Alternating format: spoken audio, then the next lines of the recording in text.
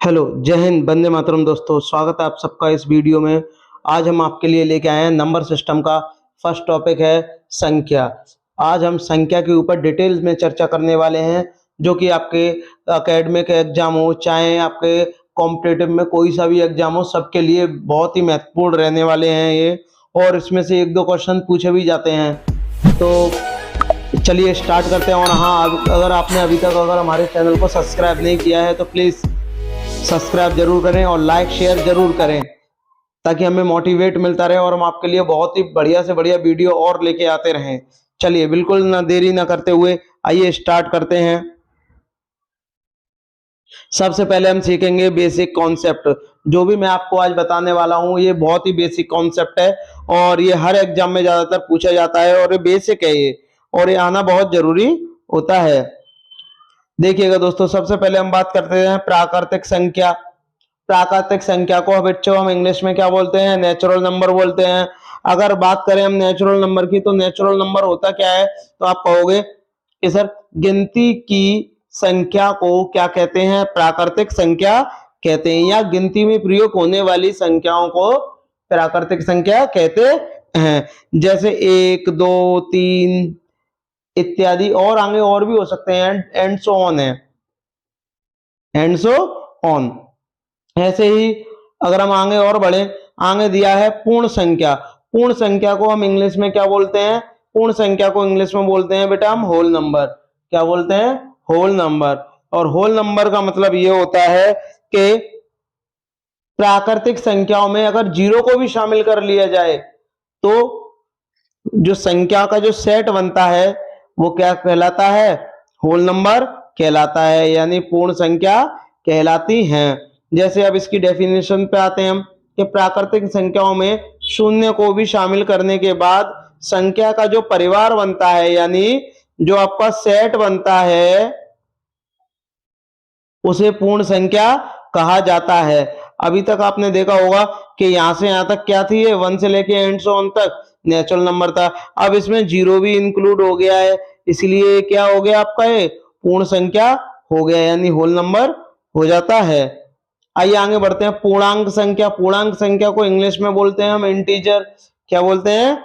Integer, यानी धनात्मक और ऋणात्मक संख्या सहित पूर्ण संख्या के परिवार को पूर्णांक संख्या कहा जाता है। यानी मैं आपको सबसे इजी भाषा में आपको बताऊं कि जो जीरो है, धनात्मक संख्या आ जाए यानी पॉजिटिव आ जाए और नेगेटिव आ जाए, और बीच में जीरो को भी शामिल कर लिया जाए, तो वो क्या कहलाती है? इंटीजर कहलाती है। बचपन में आपने एक पढ़ा हुआ है, जैसे एक लाइन होती है, यहाँ आपका जीरो होता है, यहाँ 1, यहाँ 2, यहाँ 3, यहाँ 4, ऐसे ही यहाँ 5, ऐसे होते हैं। इधर आपके माइनस में नंबर होते हैं, -1, -2, यहाँ आपका होता है -3, और यहाँ आपका होता है -4। इस टाइप से ये नंबर होते हैं, इनको हम संख्या रेखा बोलते हैं। और बस इसी को ही, ये जो नंबर हमने जो रिप्रेजेंट किए हुए हैं, इन्हीं को हम क्या बोलते हैं? पूर्णांक संख्या बोलते हैं। चलिए आगे बढ़ते हैं।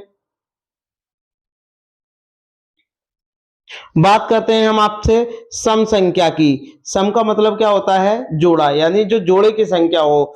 जैसे हम कहें वे प्राकृतिक संख्या जिसमें 2 से विभाज्य हो, यानी ऐसी प्राकृतिक संख्याएं जो 2 से विभाज्य होती हैं, वे आपकी सम संख्या कहलाती हैं, यानी इवन नंबर कहलाती हैं। और देखिएगा, बात कर जैसे एग्जांपल में 2, 4, 6, 8, 10, 12, 14, 16, ये सब क्या होती हैं? ये आपकी सम संख्याएं होती हैं। जैसे बचपन में आपने सीखा होगा फुट्टो और जोड़ा, यानी जो जोड़ा होता था वो सम होती है और जो फुट होती है वो विषम होती है। आगे बढ़ते हैं। आगे है विषम संख्या। विषम संख्या क्या होती है? इसको इंग्लिश में आप ऑड नंबर बोलते हैं, यानी वे प्राकृतिक संख्या जो 2 से विभाज्य नहीं होती है। बात को जरा ध्यान से समझो, जो 2 से विभाज्य हो जाए वो सम है, और जो 2 से विभाज्य नहीं हो, जो 2 से विभाज्य नहीं हो, वो क्या कहलाती हैं? विषम संख्याएं कहलाती हैं। जैसे आपका एग्जांपल में 1, 2, 3, 4, 5, सॉरी 1, 3, 5, 7, 9, 11, 13, ये सारे क्या होते हैं? ऑड नंबर कहलाते हैं। आगे आपके में दिया गया है दोस्तों कि रूढ़ या अभाज्य संख्याएं। अभाज्य संख्याओं को क्या बोलते हैं? Prime number.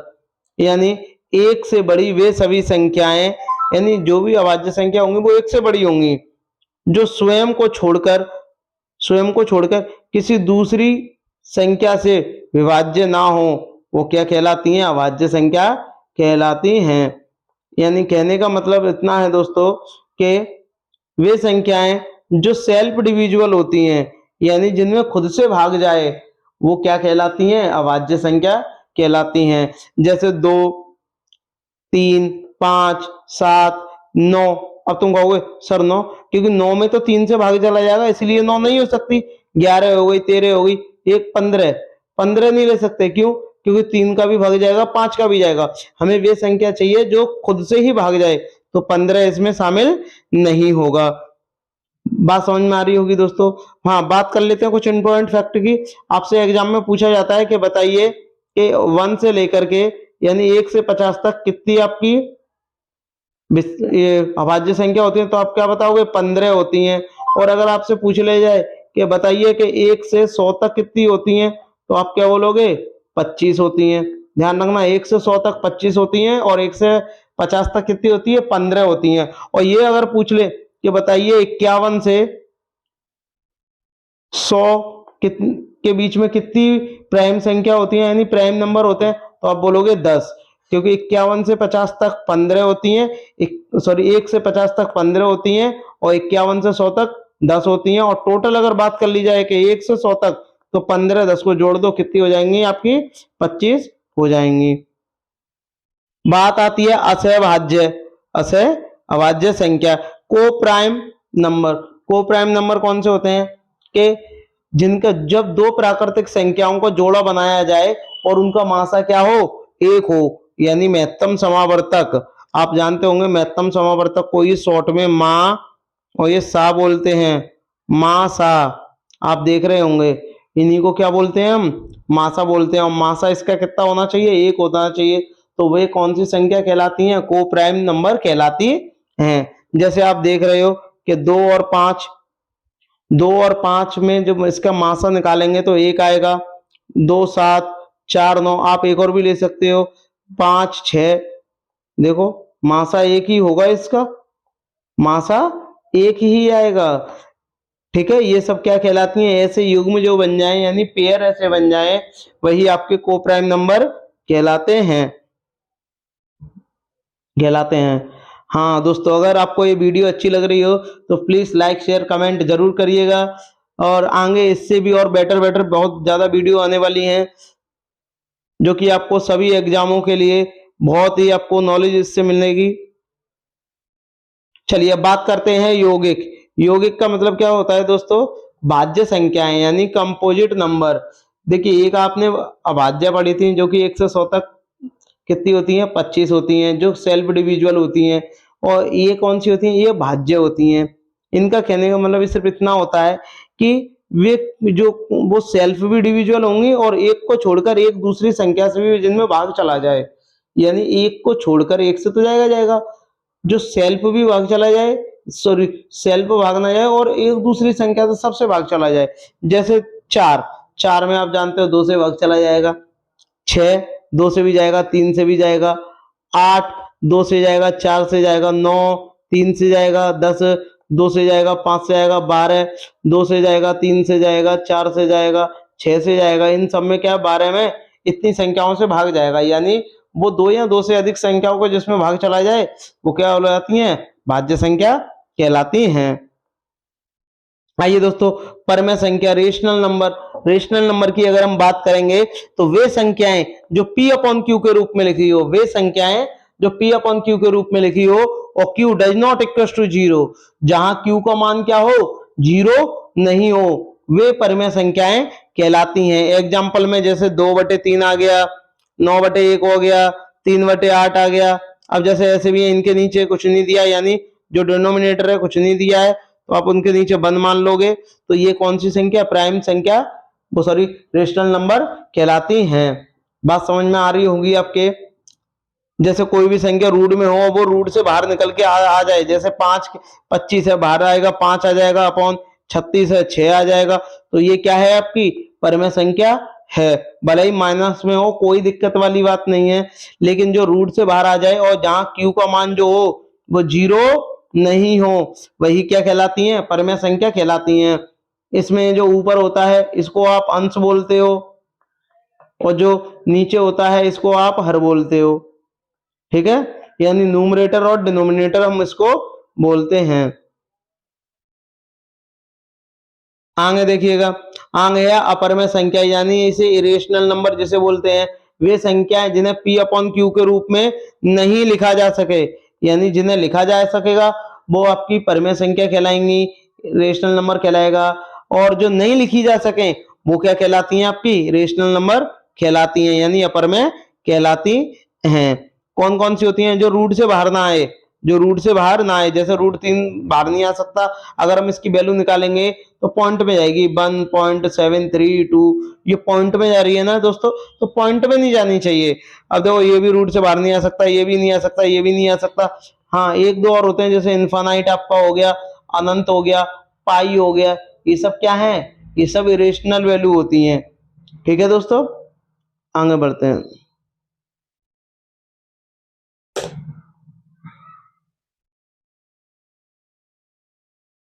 आगे देखिएगा, वास्तविक संख्या।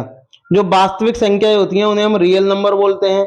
जो आपकी वास्तविक संख्या होंगी वो क्या कहलाती हैं, रियल नंबर कहलाती हैं, यानी परिमेय अपरिमेय संख्याओं के परिवार को वास्तविक संख्या कहा जाता है। वास्तविक संख्या किसे कहते हैं, जो परिमेय हो और अपरिमेय हो और दोनों ही क्या हो, मिलकर रहती हो एक परिवार में, वो क्या कहलाती हैं, आपकी वास्तविक संख्या यानी रियल नंबर कहलाती हैं। जैसे देखो ये परिमेय, ये परिमेय, ये अपरिमेय है, ये भी आपका परिमेय है, ये भी परिमेय है, यानी दोनों जुड़ करके आराम से साथ में रहती हो, ऐसा परिवार को ही हम क्या कहलाते हैं, रियल नंबर कहलाती हैं।